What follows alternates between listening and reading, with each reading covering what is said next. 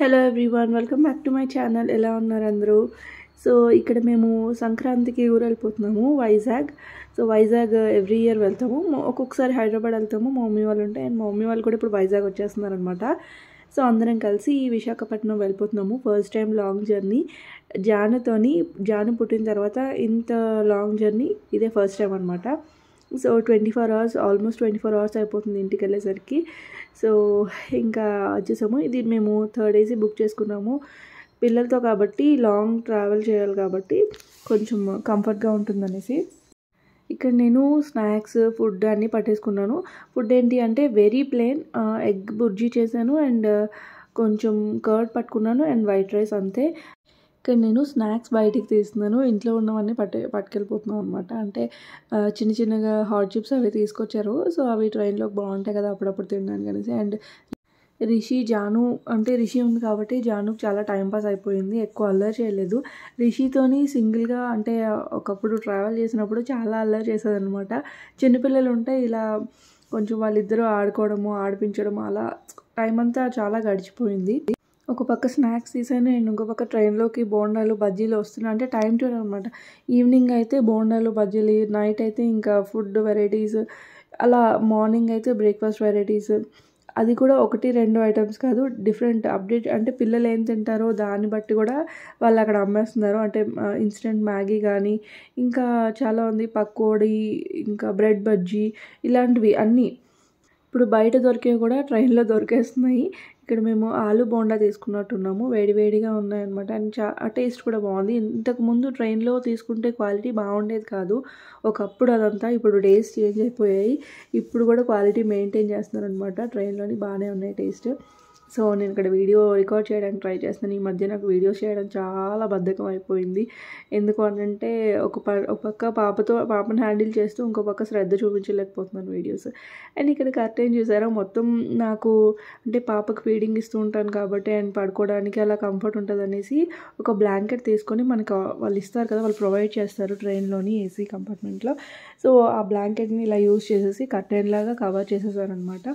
మా కింద లోవర్స్ 3 కూడా లోవర్సే. రిషి కూడా బుక్ చేసేసాము, అంటే సపరేట్గా పడుకోవడానికి. శ్రీకాంత్ పక్కన అవ్వదు అండ్ నా పక్కన పాప ఉంటుంది కాబట్టి అవ్వదనమాట, తనకి సపరేట్ బుక్ చేసేసాము. 3 లోవర్స్ వచ్చాయి, విండో సైడ్ కూడా వచ్చింది. సో అది వేరే వాళ్ళు అడిగారనమాట. సో మిడిల్ తీసుకున్నారు శ్రీకాంత్, కింద నేను, ఇంకా ఇంకో సైడ్ రిషి.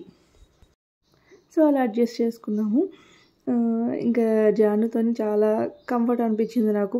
అంటే నాకు కర్టెన్ కట్టేయడం వల్ల కూర్చోవడం కానీ, తను ఆడిపించడం కానీ, ఫీడ్ చేయడం కానీ అంత బాగా అనిపించింది అనమాట.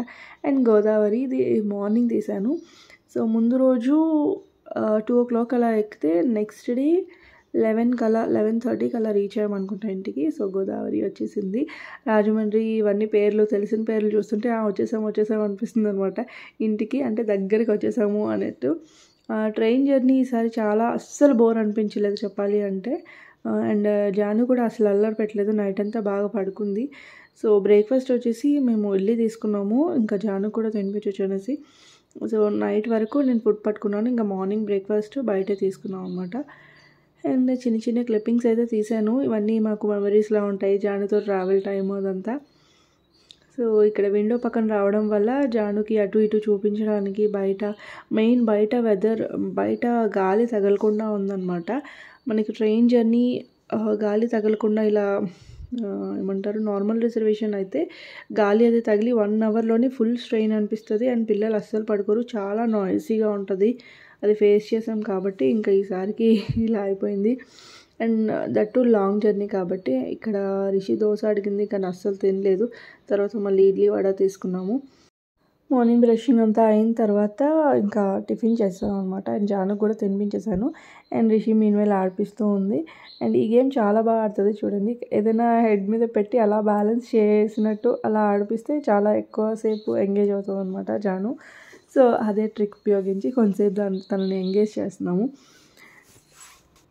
జాను కొంచెం ఎత్తుకోమని అలా క్రాంకీగా ఏం బిహేవ్ చేయలేదు. అంటే ఇవన్నీ ముందు ఎక్స్పీరియన్స్ చేసాం కాబట్టి అవన్నీ ఎక్స్పెక్ట్ చేశాను, బట్ అస్సలు ఏమీ చేయలేదు. ఇప్పుడైతే బాగానే ఉంది. అండ్ ఈ ట్రిక్ చాలా బాగా యూజ్ అయింది. ట్రిక్ కాదు. సో చూపిస్తున్నాను కదా, మన క్యాబిన్లా ఉందన్నమాట.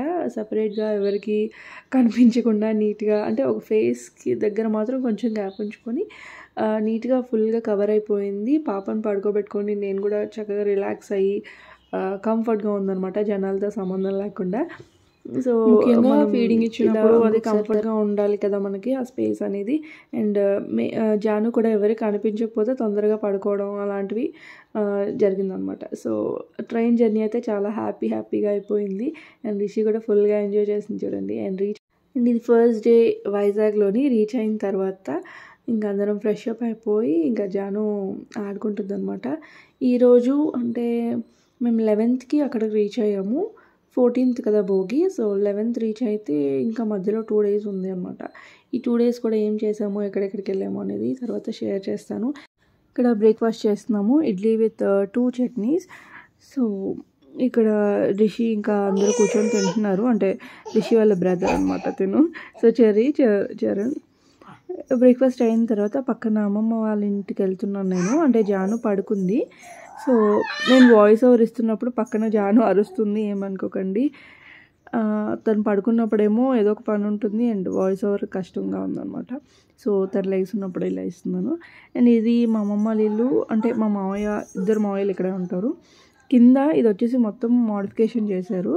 సో ఆ మోడిఫికేషన్ అయిన తర్వాత ఇదే ఫస్ట్ టైం నేను రావడం. సో ఇక్కడ నాకు ఎంట్రన్స్ నచ్చింది. అది అక్కడ రెంటెడ్ హౌస్ అనమాట అది. సో వాళ్ళు పెట్టుకున్నట్టున్నారు, చాలా బాగుంది కదా.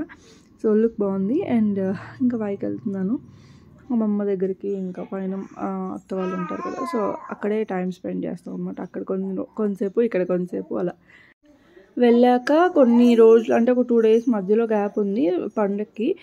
ఈలోపు దగ్గర ఉండే చుట్టాల హౌస్ ఉంటారు కదా, సో అక్కడికి వెళ్ళొచ్చేద్దాం అనుకున్నాము. అండ్ మా అక్క బయట గోరింటాకు పెట్టుకుంటుంది అన్నమాట పండగకి.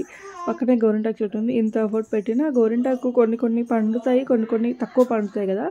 సో ఇది చాలా అంటే పండింది, నెక్స్ట్ డేకే చాలా లైట్ కలర్ అయిపోయింది అనమాట, తెలీదు.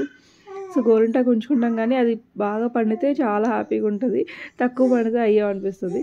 సో ఎప్పుడూ అలా అవ్వలేదు, మరి గోరింటాకు ఏమో అలా అయ్యిందనమాట. అండ్ రిషి కూడా పెట్టేసుకుంటుంది. ఎక్కువ ఫుల్గా ఎంజాయ్ చేసిందంటే రిషియే. బాగా అసలు గ్యాప్ లేకుండా ఆడుకుంది వాళ్ళ అక్కతోని. సో తిను హారిక. సో ఇందాక చెర్రీ అని చెప్పాను కదా, వాళ్ళ సిస్టర్ అనమాట. సో వీళ్ళందరూ మంచి చూడండి, ఆ డిజైన్ చూడండి, తనే పెట్టుకుంది అనమాట ఓన్గా. సో బాగుంది క్రియేటివిటీ. అండ్ అక్కడ రిషి కూడా పెట్టేసుకుంటుంది. పెడతా అంటే వద్దన్నది, తనకు తానే పెట్టుకుంటుంది. ఫైనలీ చాలా రోజుల తర్వాత ఇంకా రిలేటివ్స్ని కలవడానికి వెళ్ళి ఇంకా కొంచెం మీట్ అయ్యి, అండ్ కనుమ రోజు అందరం మీట్ అవుతాం అనమాట. ఆ వ్లాగ్ కూడా త్వరలో పోస్ట్ చేస్తాను. So bye, take care.